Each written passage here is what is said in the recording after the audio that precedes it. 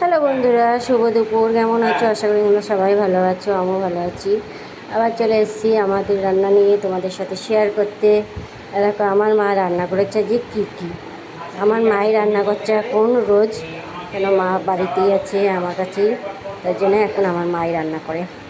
দেখো এখন আমার মা রান্না করেছে আজকে আলু ভেজেছে, এখানে মুসুরির ডাল করেছে পেঁয়াজ ফোড়ন দিয়ে, এখানে করেছে ডিমের অমলেট, আর এটা করেছে শুক্তো, আর এটা গুড়জালি মাছ আলু দিয়ে করেছে। আর ওখানে পেঁয়াজ আর না পেঁয়াজ না সরি লেবু কাটা আছে আর শসা কাটা আছে ভাতের সাথে খাবে বলে।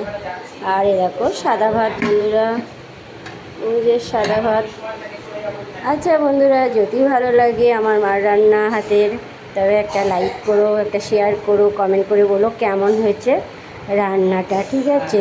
আর যারা যারা খেতে ভালোবাসো এই মাছ, তবে তারা চলে এসো শুক্তো আর এই মাছ খেতে, ঠিক আছে? রাখছি বন্ধুরা, বাই বাই, তোমরা সবাই ভালো থাকো।